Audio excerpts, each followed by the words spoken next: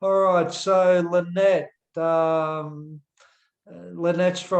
she's from Melbourne, and she's just brought out a book called Dare to Be You, which she's very happy about. And it is a very happy time for Lynette, because I know myself what it's like when you do bring out a book, and when you achieve to complete a book.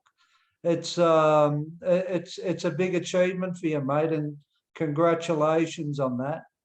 Thank you. Thank you. I am very excited. Yeah, no, that's it's a big effort. Stephen King quoted that anybody that writes a book is to be honored for doing the work, because it's a big job. Yeah.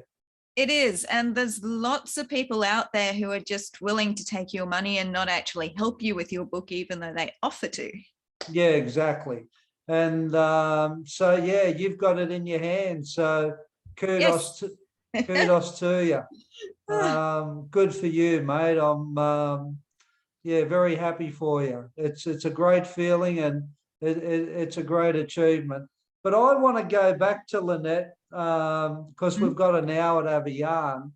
Okay. I just want to go back to when you were a kid, just to give people an idea of what you've been through and how your life's been. When was the first time that you become consciously aware of your surroundings as a child? How old was you? I was about 5. Okay. And what was it like? Tell me the surroundings when you become conscious that I'm doing something, or I'm here on Earth, or whatever it was for you. Well, it wasn't a very positive experience. Like from what I can remember other experiences before this one, but this one's sort of more a milestone experience, because it sort of set my mindset up for a number of years, and it wasn't in the sort of positive direction. So it was when I was 5. My parents actually used to favor my sister over me, and they used to take her into a room and, play board games with her, and they used to shut me out. Oh. Yeah. And there were some times where I, used to just sit there and cry, thinking that, there was something wrong with me, or that they just didn't want me. And yeah, it wasn't the most pleasant experience. And how old was your buddy when that happened to you? I was 5 at the time. 5. Okay. 5. So you've got one sister, or you got other siblings? I have one sister who is 18 months older than me, and I have a half brother from my father's first marriage, and I think he's about 11 years older than me. Okay. And where did you go to school? You were born in Victoria, yeah? Actually, no. I was born in Queensland. So I went to Bundamba Primary School. Okay. And then I went to Bundamba High School up until grade 10. And then I went to, what was it? I think it was Bremer High School for part of year 11, dropped out, and then went back about 6 months later to year 11, and completed year 11 at Ipswich High School. Okay. And what year was that you finished it? That I finished year 11, 1990, 98 or something. I honestly can't remember the year. Yeah, 98. Okay. And how was school for you? School was traumatic. I used to get bullied quite a lot by the other children because I was different. Yeah. I used to get dressed up in my sister's hand-me-down clothes. Yeah. And because my family was full on religious, I used to get teased about the religion, the clothes, just what I looked like in general. I wasn't a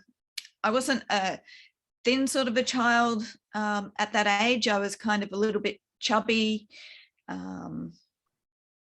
And yeah, it was not the most pleasant experience at all.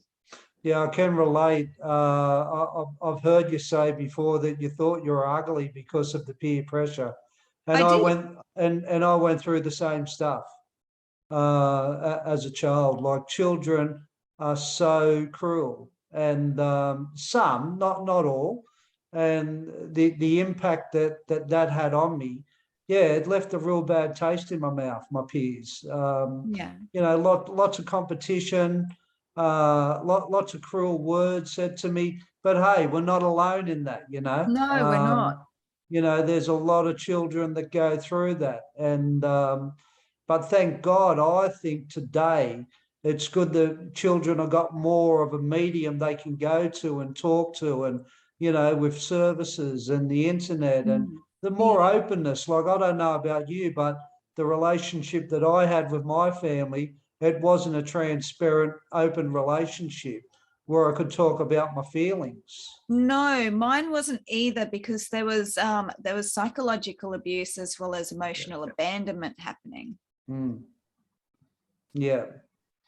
And do you think that had a part to play in, you know, not allowing you to find your self-esteem? And because sometimes what I found also talking to people during my life, some people have gone through that peer pressure stuff where they've been put down, bad things have been said to them, but they've had the ability to bounce back pretty quick.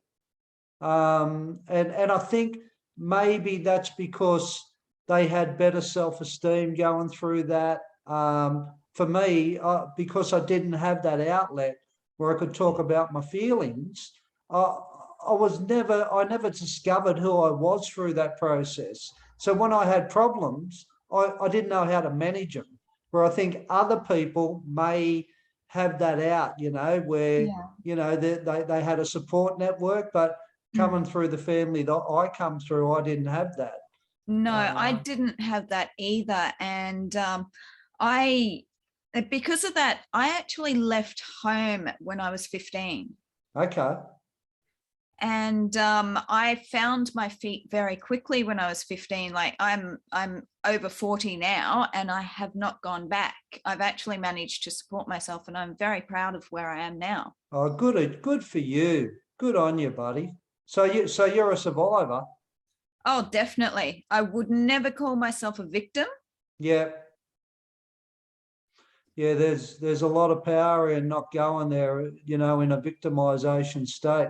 As you know, when you've had to go out on your own, you've got to find your own feet, as you say, because if you don't, that big wide world just swallows you up, and especially being a female.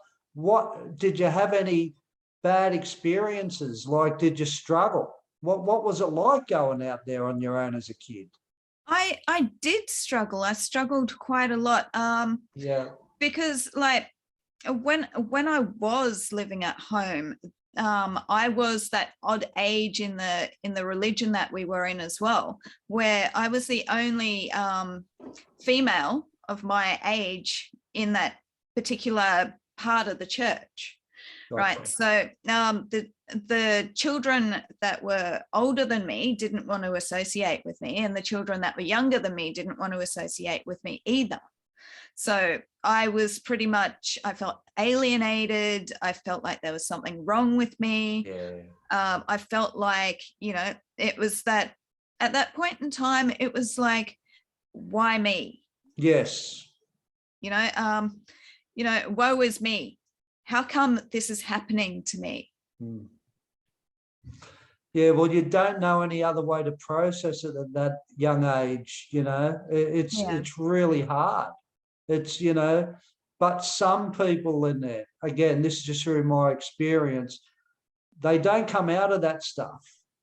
No, they don't. And I've been told that. Yeah, and unfortunately, they take that through their life, and they get to the age that you're at and the age that I'm at, or even younger, and they're still in that mode of why me, victimization, where, why me is a good thing, because it gives you an opportunity to find out, okay, I've had a hard run. Okay, I have had struggle, but if I don't do something about this and move on from this, I'm going to stay in that mode of why me. And I just don't think you go anywhere there.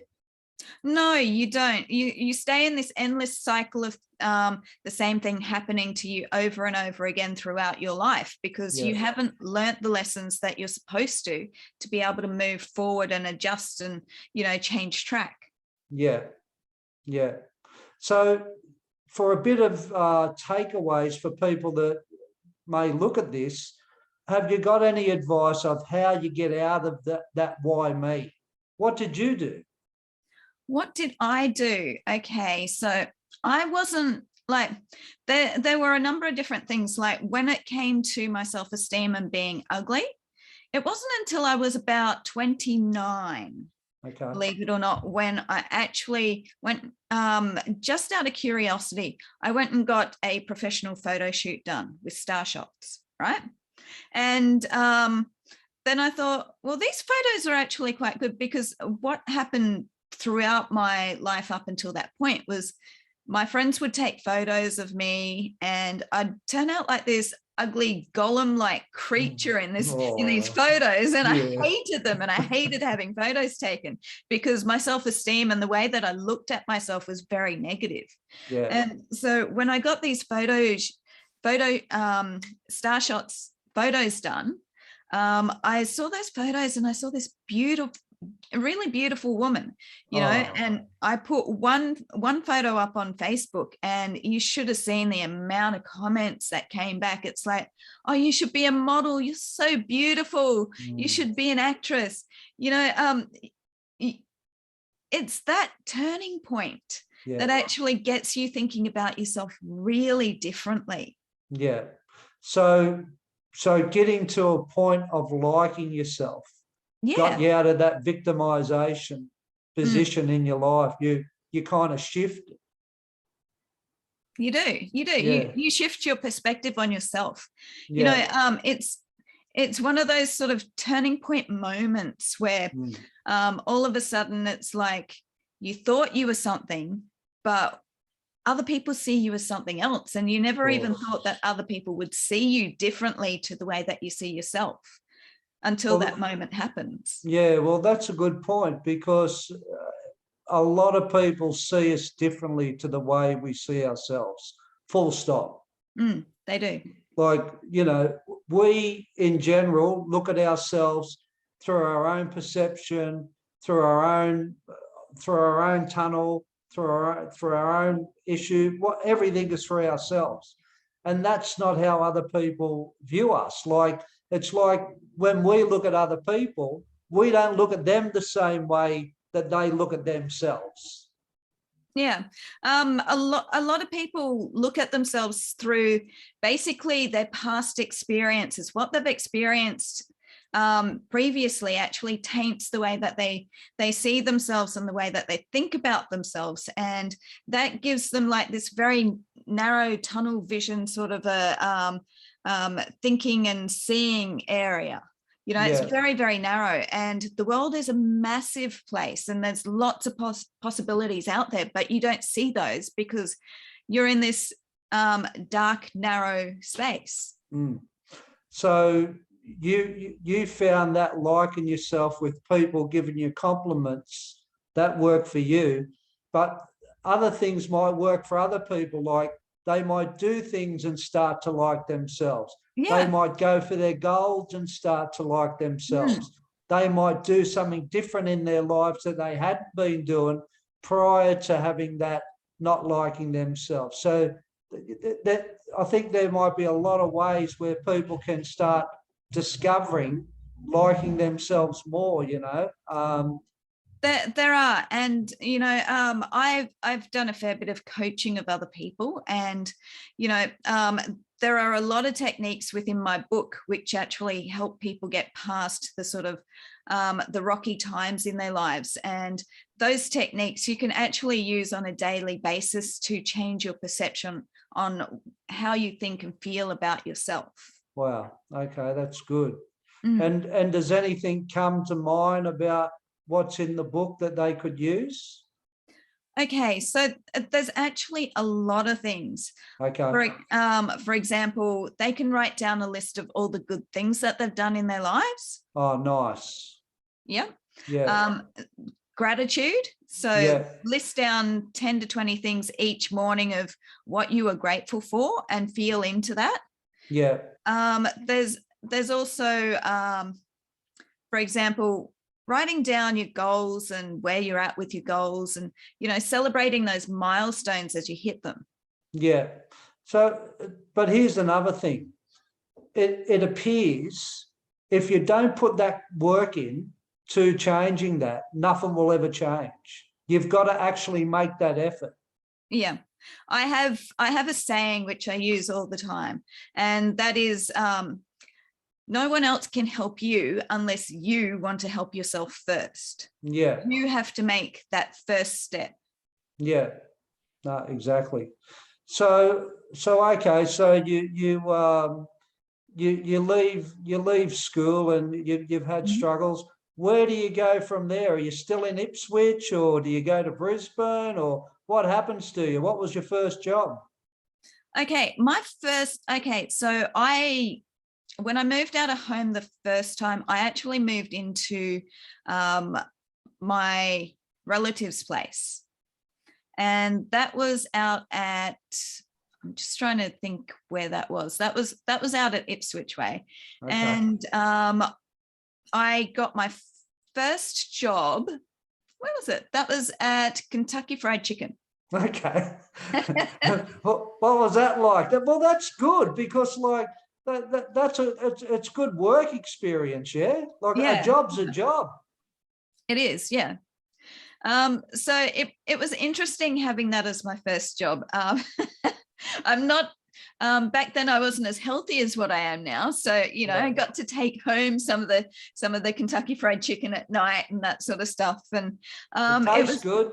Yeah, it was just a really good sort of experience serving others from the other side of the counter. Yeah, got you. Yeah. So where did you go from there? Did you get into relationships, or? I did. So I got into a few different relationships. For example, there was one with okay, so I met this fellow through my ex-best friend. Now, the reason why I call her my ex-best friend was because they both cheated on me. Okay. So yes, ex-best friend. Yeah. We were engaged for a while, and he had a really bad relationship with his family. And, he would get really frustrated with his family and that sort of stuff. And he just didn't have the type of relationship with himself that he should have, considering the type of family he had, which were very supportive and, there for him. Yeah. And so that was a bit of a toxic relationship, in that he was, how shall I put it, a little bit on the sort of psychologically abusive side. Everything was kind of his way or the highway. Yeah, that would have been hard. Yeah. And so you come out of that. Did you reflect on that at all? Like, because I've been the kind of person during my life, and I think it's helped me a lot, where I've looked at every situation that I've been through. Like, do you reflect on stuff like that? I do. And I did quite a lot in my book, actually. Oh, And cool. I learned a number of different lessons from the situations in that book, because the reason why that, you know, we were engaged, and the reason why we broke up was because, you know, they had a thing going on between them, and she was married Yeah. as well. Yeah. And I, because I was picking up my self-esteem and that sort of stuff at the time, it was like, well, I don't really deserve this, Yeah. you know? So it was Yeah. like, well, I'm just going to get out and move on from there. But I did reflect on it. It was, I think it was like, because I was in that transitioning phase of moving from having a low self-esteem to getting a higher self-esteem, that I actually attracted him. And throughout my life, my relationship with my ex-best friend, it was quite toxic. Yeah. She would take all of my like my secrets and spread them around to the girls that were bullying me. And there was one time when I actually stood up for myself, and you know, they ended up, I didn't think that they would, but they actually beat her up because she lied. She Wow. lied to them. And I felt so bad for Yeah. ages about them beating her up, because I stood up for myself. But then I realized, you know, I didn't bring that on her. It was her and her behavior that did that. Yeah. So, of course, you think it's important to be assertive and stand up for yourself. It is. It is. If you don't, then other people will walk all over you. Now, Yeah. I was for many years a people pleaser. Gotcha. So because of the way that I was treated, you know, within my family environment, I looked outside of the family environment to, you know, to build relationships with. And the only way that I thought that I could was to actually try and please others all the time. Do you think that might have come back to just putting the dots together through what I'm hearing? Do you think that might come back to when you was that little girl and you was isolated and you wanted to fit in, you know, Definitely. and you felt that abandonment, you know, as that little child? Mm. It definitely did, yes. I want, like, we have three universal fears, okay? There's the fear of not belonging, Yeah. the fear of not being loved, and the fear of not being enough. And all of those three fears were fully fed when I was at that age. Yes. And they kept growing and growing as each different bad event happened throughout my life. So that stuff in childhood always raised its inadequacies as you were tested in other areas of your life, in relationships, in friendships, in your own personal stuff, to get to the point where you go, hey, wait there, I'm a people pleaser. Yeah. Yeah. There was also the fact that when I was little, my parents had me kept down in grade 1. Okay.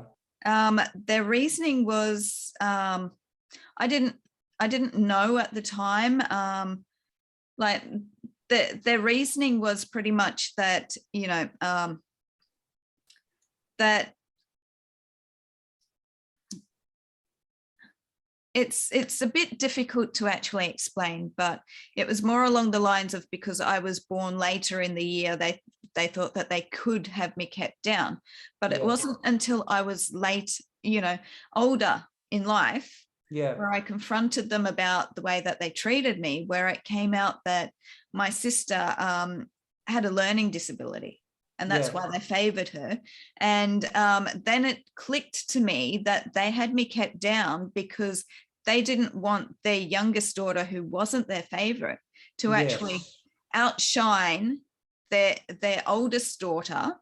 And so they thought, by keeping me down and keeping us 2 grades apart instead of 1, that wouldn't happen. And from exploring that, and from looking at that, and from going there, And I don't know, did you ask your parents about that stuff, or is this something that you come to that awareness that this happened? Like, did you want to know about that? I did. I wanted to know about that. And it wasn't until, what was it? I think it was like Easter. Yeah.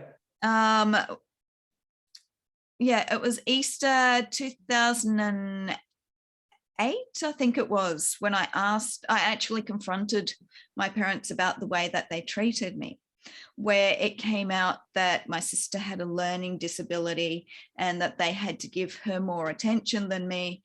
And it's funny how they actually kept that hidden from me for many years, and it didn't click, because I'm quite a smart person. Yes.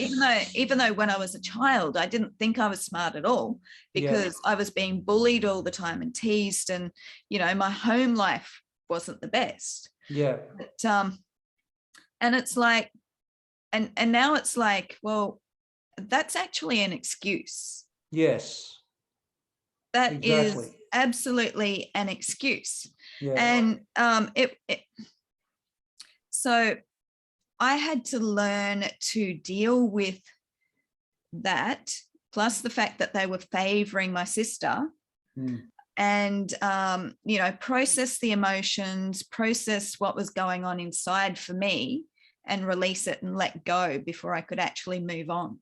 But you also you're a searcher, you know, and you're looking for answers. And I always, you know, make comments where, you know, if you don't look, you don't find. If you don't get the shovel out, you won't get the hole. You've actually got to go and look within this stuff, you know, like going through, you know, that's one of the opportunities we have in our lives. When you get self-esteem and you become not a people pleaser, you then start asking those deep questions. You want to know more. Yeah. Where when you're a people pleaser, you don't want to go there. You don't want to upset people. You don't want to, you know, rub people the wrong way. Yeah, and you're too afraid of actually, you know, upsetting people and making them not like you. So you're constantly walking on eggshells all the time, and, you know, thinking about how other people might see it, or how other people might feel, or, you know, not even expressing how you actually feel or what you need and want. So that's all shoved deep down inside, and it comes to a point where you're about ready to explode, where you actually, and for me, I went into depression. So coming to develop that self-esteem that you're talking about, you've actually got to start expressing your feelings and your thoughts. You do. You need to get confident in that area. Would you agree, and would you agree with people, if they're having a listen to this, that is a part of good self-esteem? It is constantly questioning what's going on around you, what you want, who you want in your life, having those, you know, having that confidence to actually put the boundaries in, and keeping those boundaries set. How did you get to that? Like, I know you developed your self-esteem through what you told me, through images and people saying that you were better than what you've thought. But how did you get to that stage where you found that confidence to go, well, I'm going to express this stuff.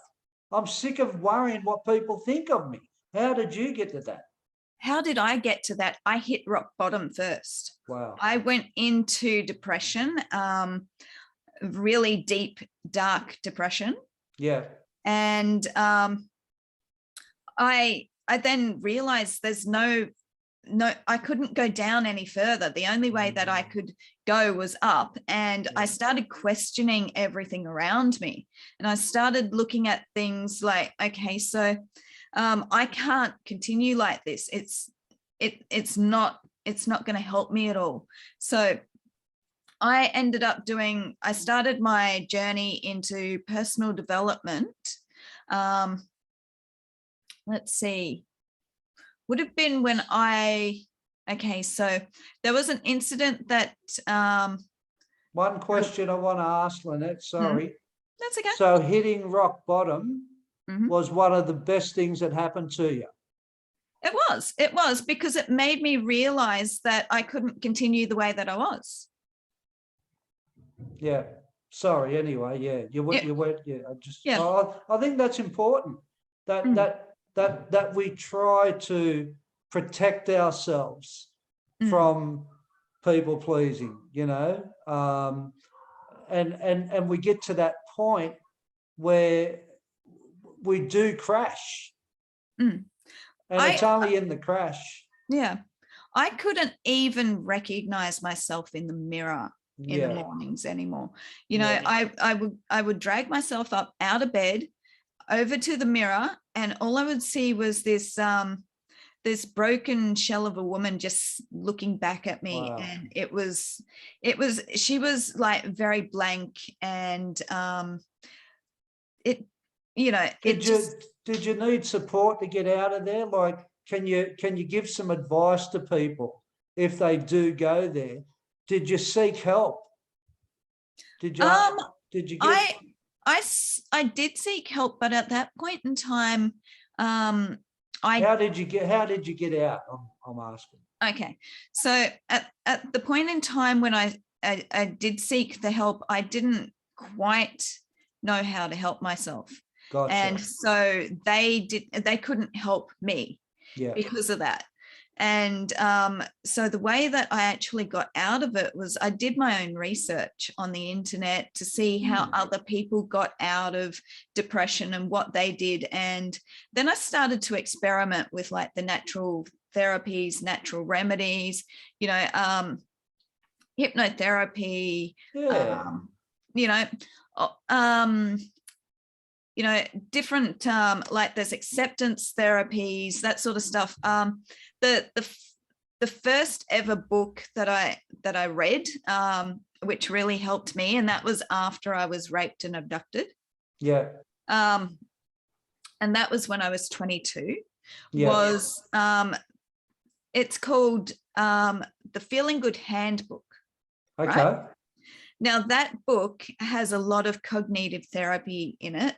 Yeah. And it had a lot of exercises in it, which actually really helped me to, change the things that I could change, accept the things that I couldn't, and, build up a strategy to continue moving forward. Wow, that's so good. So you went to the internet and you searched the internet on depression, what to do about it, and all these different ways of dealing with depression came up for you.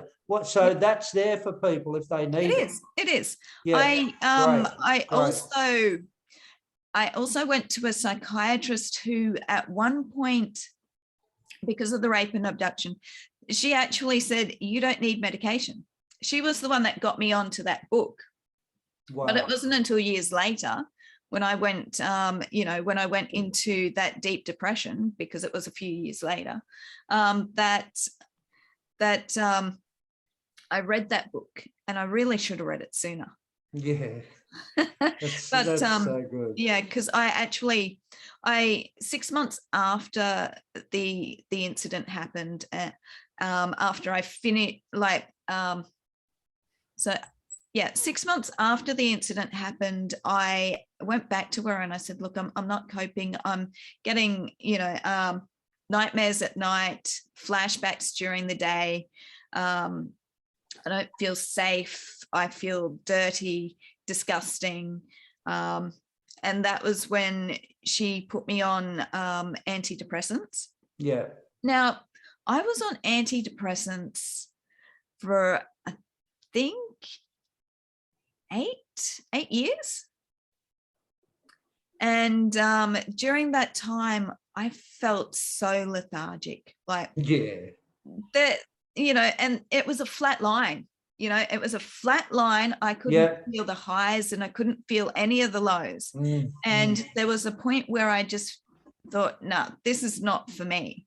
And because I wanted to feel happiness, I wanted to feel the highs. Yeah. And I literally took myself off antidepressants cold turkey. And I wouldn't recommend that anyone does that without medical advice, but I did it.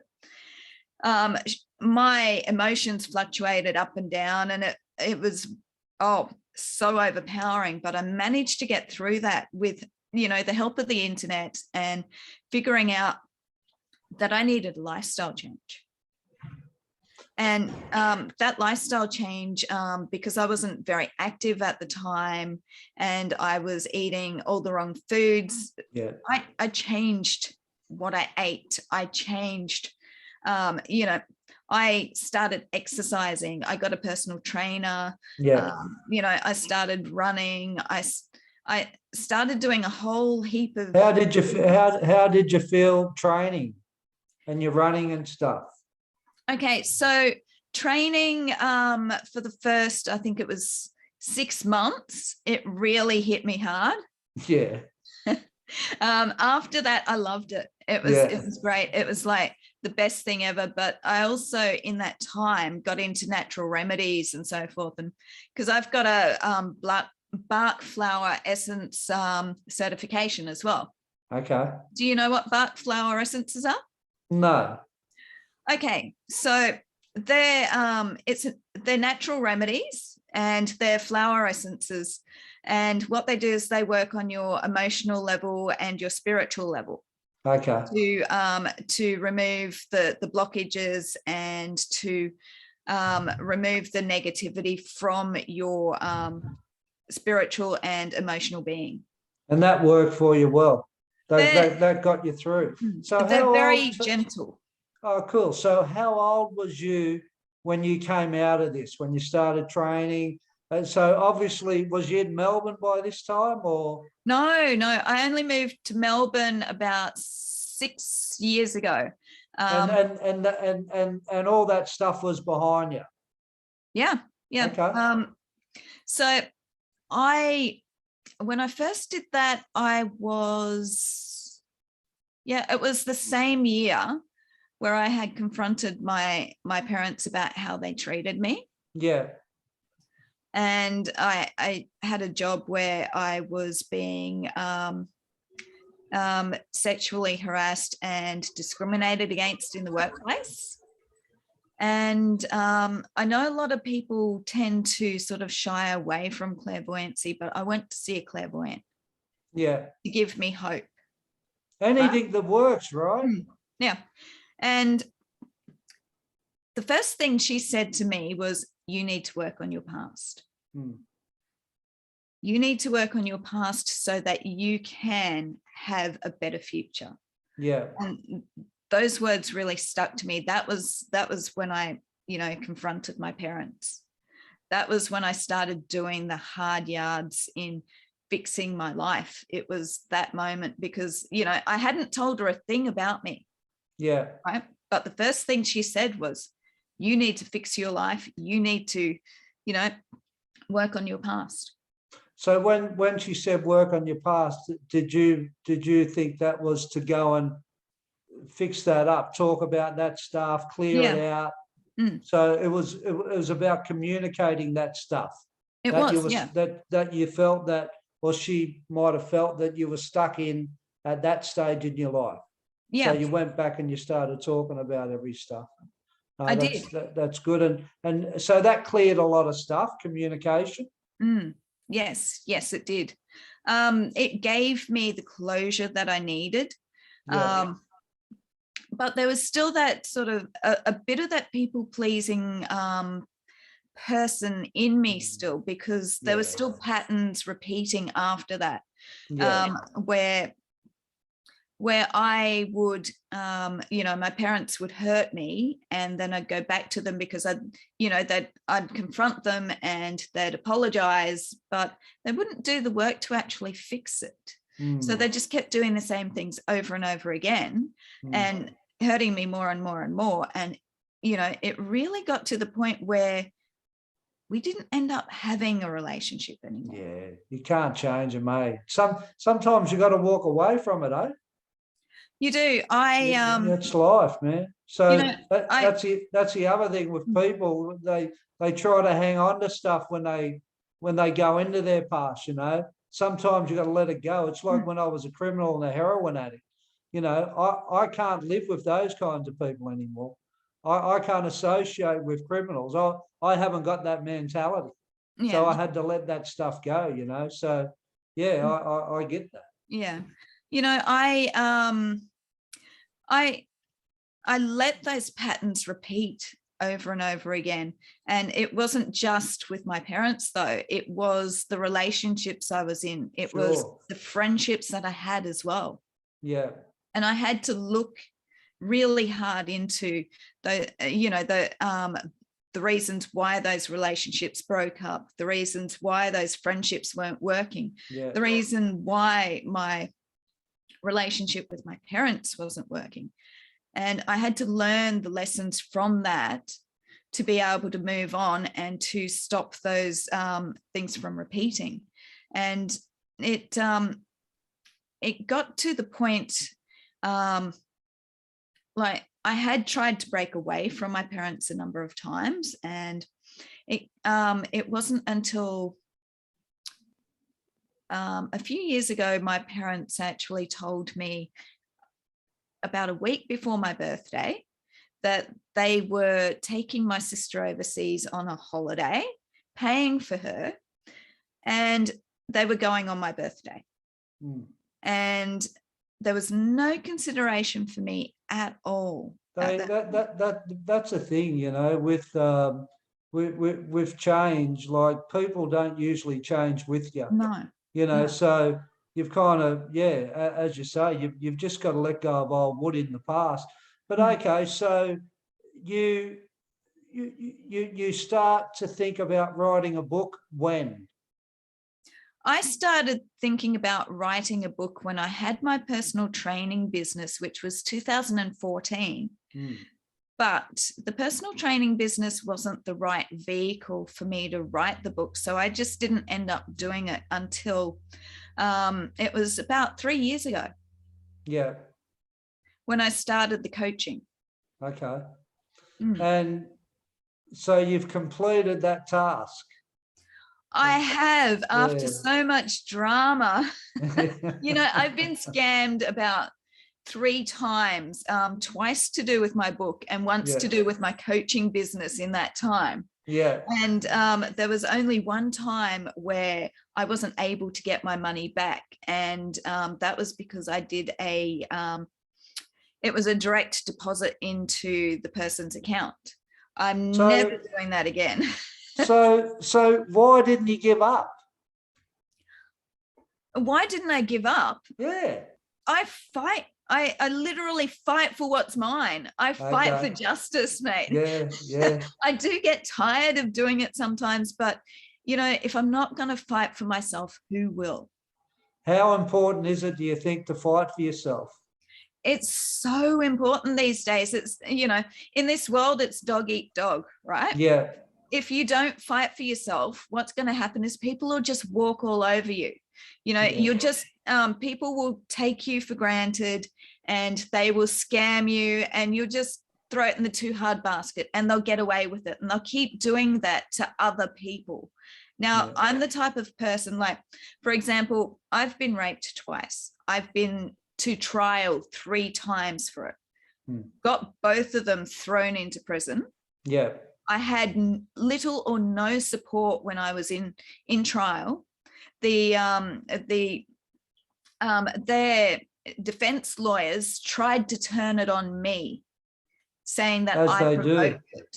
Yeah. You know, they make the victim feel even worse about themselves in there, as though it was their fault, and it's not their fault. You know, I never felt, it's strange for me because a lot of women feel as though it's their fault. I never felt that way. I think because at that point in time, I had actually built my self-esteem up to a level where I know what's my fault and what's not, if that makes sense. You know? And no woman ever brings being raped on themselves, ever. No, not at all. You know, through everything that you've been through, do you get lonely? I don't. I have a very full life. You know, it's been about 13, 14 years since I've actually been in a relationship.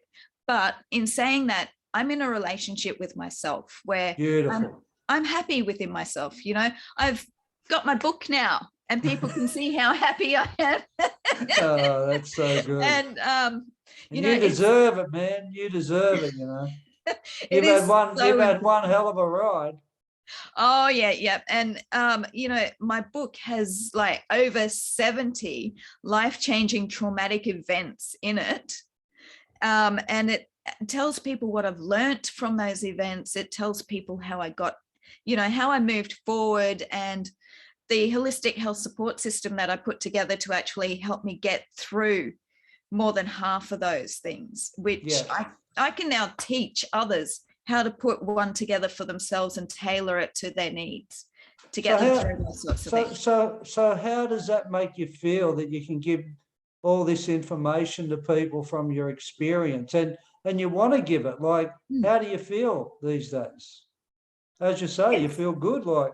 Yeah, it's absolutely amazing, you know, knowing that you can touch the lives of many. And I still have the hopes that my book will actually help millions of people with their lives, because it literally has something in it for everyone. Seriously, I've been through so much. Yeah, no, that's sensational. And you've done that work to arrive at where you are. You know, like it hasn't been an easy ride. So what would you say to females out there that are stuck in, you know, some of the struggles that you mentioned, the family struggles, the relationship struggles, being sexually abused by men, being in situations where you're out on your own like you was as a kid? What would you say to them if they're going, oh, it's easy for her to say this? Like, you've overcome things. You've done something with your life. What message have you got? Well, you know what? I did it on my own. I had no support behind me when I did it. You know, so it was very, very hard. But what I can say is that they need to build up their relationships with themselves. They really do. With that comes the confidence, the strength, the tenacity to move forward. Good words. They're very powerful words. They are. And, you know, unless they're willing to help themselves, they'll never get out of those situations. They don't deserve to be in those situations. You know, I take full responsibility for my life and where I am right now.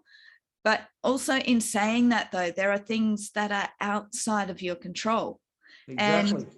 So for those things, though, you need to look at them and you need to learn the lessons from them to be able to move past them. With those lessons builds up your self-confidence, your enoughness, your self-love. Once you have that, you can rule the world. Yeah.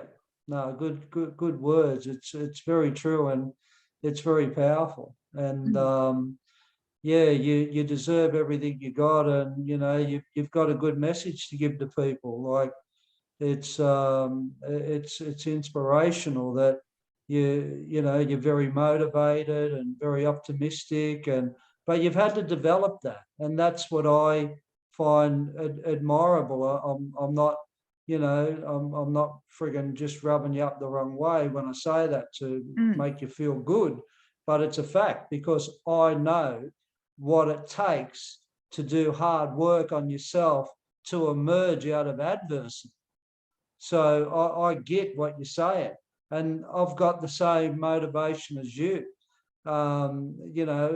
If I can give one person, just one person, some hope in a crippled life, or not even a crippled life, something that they're not, if there's something that they're struggling in, you know, something that they're not on their game with. You know, the job's done, you know. It all starts with the tiniest spark of hope. Yeah. That's all it starts with. And that's why I've developed my own coaching model as well, which is the hope, belief, faith, and knowledge/trust model. And it steps you through from having, you know, the hope. And it's kind of like when you're a child and you learn to walk for the first time, you have that spark of hope, right? Yeah, of course. You know, hope that you can do what the people that are bigger than you around you are doing, which is, you know, walking and running and that sort of stuff, right? And you fall down, yeah? You do, you fall down. But you don't stop trying, do you? So you build up that belief that you can do it. So you keep trying. And you keep trying. And then after you've got that belief, you know, you may take a few steps, you'll fall down, you'll take a few more steps, you'll fall down. But then after a while, you build up that knowledge that you can do it because, you know, you've taken a lot more steps, right? And then after that, because you've got that knowledge, you're trusting yourself. Yeah, you know, and self-trust is so important, right? It certainly is. And, you know, so with that self-trust comes, you know, there's that curiosity of, can I do more? Yes. It's and like that's you go where to you one, need to be. yeah, it's like you go to one step, you learn how to walk, then you want to move away from the clan, you know, you want to start venturing out. Then you go further, then you go further, then you go further. So one achievement always leads to another. But I think the sad thing is sometimes in that process of falling down, people don't get back up. And that's the sad thing. You know, these fall downs in your life, based on your analogy of walking, these have to be there to learn. They do. You can't just walk. You can't just run companies.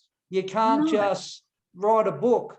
You can't learn to talk properly by just talking. You've got to actually learn from your mistakes. You've got to learn from your fall downs. You've got to learn from being a fool. You've got to learn from so many things. Everything is trial and error. Everything. You know? If you learn from those trials, you'll become bigger, better, and stronger than ever. There's no other way it's going to happen if you keep trying. Yeah. So tell the people where they can get your fabulous book, Lynette. Okay. So the hardcover you can get from Amazon and all the online bookstores that Amazon have, except they don't support this one here in Australia. So I have 5 rare copies here in Australia. If they want to contact me for a rare one. And how do they contact you? Have you got a website? I do have a website. It's 𝑑aretobeyou.net.au. Okay, and what I'll do, I'll put that link on this interview on YouTube, and I'll also put that Amazon link on the YouTube for you too.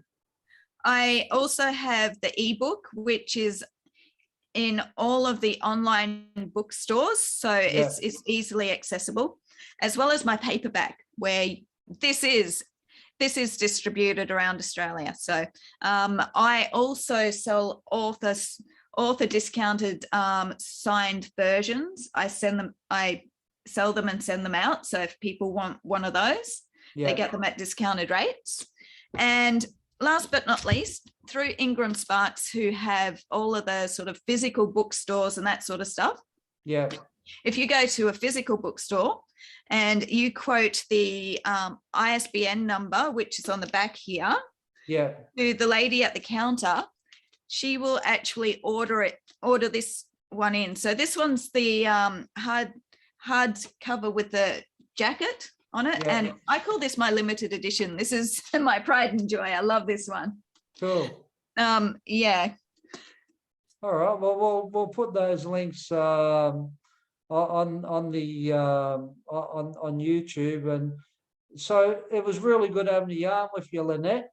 Yeah, it was good to get to know you more. And as I said, you've done amazing things, and there's a lot of good takeaways that you've expressed and potentially show people Yeah. how they too can overcome adversity and emerge to follow your dreams and your passions and have more hope from your setbacks and falling down and getting back up again and going into your past and in looking at it and talking about all your problems and your struggles. And yeah, it's been really good to have a yarn with you.